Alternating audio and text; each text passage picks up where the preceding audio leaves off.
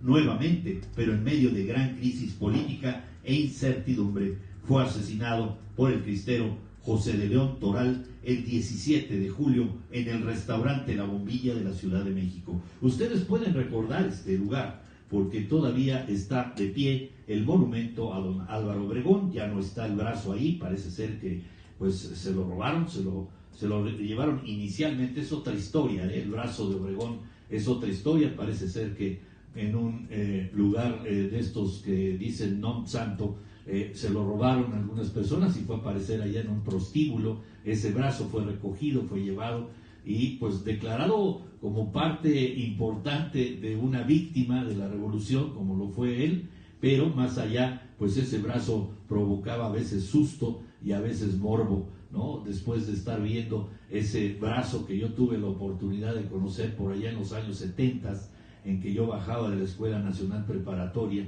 la verdad era impresionante ver ese brazo. Yo no sé cuál era el atractivo, pero finalmente sí era pues destacable el que este hombre hubiera perdido el brazo, como a lo mejor Belisario Domínguez perdió la lengua y como también el señor Santana una pierna. Se vuelve también más héroe el que queda mutilado, porque así somos. No hay muerto malo, no hay herido de muerte malo. Aquí queda para la historia don Álvaro Obregón. ¿Qué podemos hablar de la vida revolucionaria? Por supuesto, Álvaro Obregón Salido nació el 17 de febrero de 1880 en Ziquiciba, como dijimos. Es hijo del matrimonio alamense conformado por don Francisco Obregón Gámez y de doña Zenobia Salido Palomares. Ese mismo año quedó huérfano de padre, por lo que su madre debió ausentarse del hogar familiar, encargando la crianza del niño Álvaro a sus hijas mayores, Zenobia, María y Rosa. Después entró en la escuela local, de la que su hermano José era el director. Ahí aprendió las primeras letras y estudió matemáticas, historia y geografía. Pero muy pronto incursionó en la poesía, carpintería, música y comercio. Más tarde, hacia fines de 1898, Obregón decidió revivir la antigua prosperidad de su hacienda y comenzó labores de agricultor.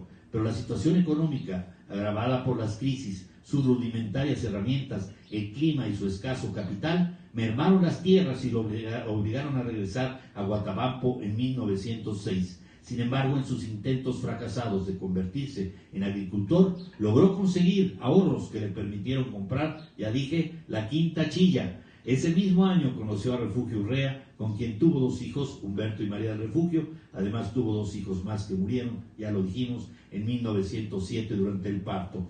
De nuevo, como hizo su madre con él, Álvaro los encargó a sus hermanas mayores, quienes los criaron. La situación por la que el país atravesaba era de inestabilidad política. Porfirio Díaz, que llevaba más de 30 años en el poder, vio que su gobierno comenzaba a derrumbarse debido a las múltiples manifestaciones de rechazo, como la de los obreros de Río Blanco y Cananea. Francisco I. Madero, político coahuilense, como ya todos sabemos, comenzó una campaña electoral destinada a derrocar a Díaz en las elecciones de 1910. Sin embargo, poco antes de la jornada electoral, Madero fue aprehendido en Monterrey el 10 de julio y Díaz logró su 7ª reelección. Madero logró escapar de la cárcel y huyó a Estados Unidos, donde el 5 de octubre publica el Plan de San Luis, llamando a la Revolución Armada del 20 de noviembre para echar a Díaz del poder. Ese día, tal como estaba estipulado en el plan, estalló la revuelta que acabó por hacer renunciar a Díaz el 25 de mayo de 1911. Obregón, ante la guerra civil desatada en el país, decidió mantener una situación de indiferencia.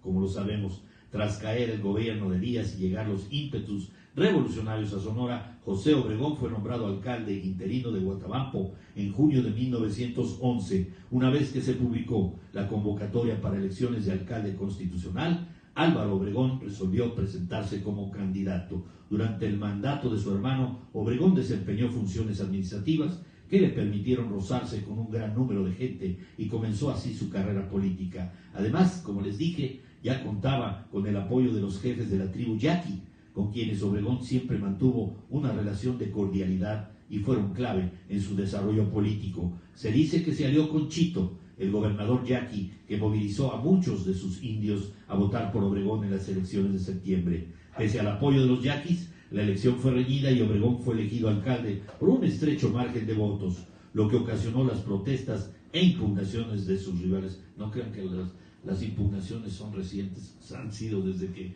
tuvimos razón con don Álvaro Obregón.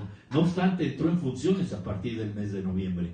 José María Maytorena, gobernador de Sonora y partidario de Madero, comenzó la campaña de reclutamiento de soldados para combatir a Pascual Orozco, que se levantó en armas contra el gobierno maderista. Obregón, que se había mostrado con indiferencia en el movimiento del 10, esta vez decidió pelear para defender al gobierno. Organizó una brigada de soldados, se unió a Benjamín Gil, su pariente, y salió a luchar contra Orozco. En abril del 12 quedó conformado el 4º Batallón de Infantería con 60 hombres de caballería y 52 de infantería, sumando en total 112 hombres. A diferencia de la gran mayoría de cuerpos revolucionarios, Obregón pagaba personalmente a sus soldados, por lo cual se evitaba la leva, muchas veces pagando incluso de su propio dinero, pero más tarde el gobierno estatal se hizo cargo de los haberes. Orozco había perseguido por las fuerzas federales de Victoriano Huerta y se internó en el territorio estatal. Sanguinés, su jefe militar, ordenó a Obregón detener a contingentes orozquistas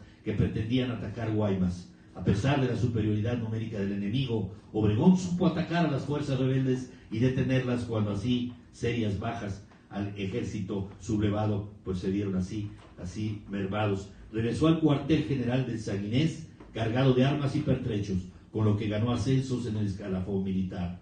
Tras este triunfo, marchó a Hermosillo y Agua Prieta, donde logró detener una vez más a Orozco, que pretendía apoderarse de frontera.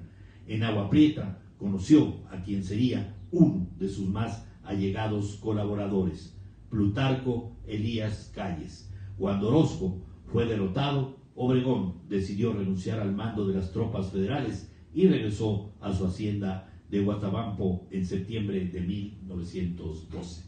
Hasta aquí, mis amigos, continuamos dentro de 8 días en la segunda entrega para ver el movimiento contra Victoriano Huerta y, por supuesto, el apoyo militar que le brindó a Venustiano Carranza en las épocas del 17 para la Constitución que nos rige hasta la fecha, y después un pasaje doloroso de la pérdida de su existencia después de una presidencia más bien estable, ya un poquito más en la paz. Ahí lo estaremos viendo dentro de 8 días en Cápsulas en Gotas. Mis amigos, muchas gracias por verme, gracias por acompañarme. No saludé, vamos a ver a mi querido Rafa Guerra, gracias, Jorge Huerta Lin, yo 55, Julio César Avendaño Cobos, mi Félix, Claudia Mendoza, Laura Gutiérrez Gómez, Moisés Aram, ¿qué nos dice? En México siempre se han hecho chistes de los presidentes. Por ejemplo, de Obregón se decía que solo con una mano no iba a poder robar tanto. De Álvaro Obregón, quien pretendía ser electo presidente por segunda vez, muchos en broma, sí es cierto, así lo dices y lo dices bien, Moisés.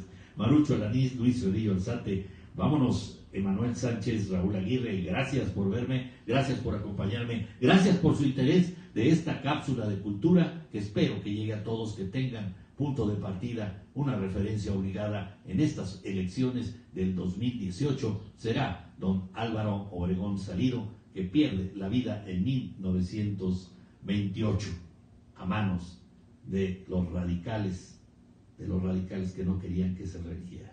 Gracias, mis amigos, lo veremos dentro de 8 días en Cápsulas de Gotas. Mañana los espero en Personas y Bienes y Personas, que es la columna vertebral de la triada del Chief. Hasta mañana, nos vemos, mis amigos, gracias por su compañía. Vámonos, mi David. Hasta mañana. Gracias por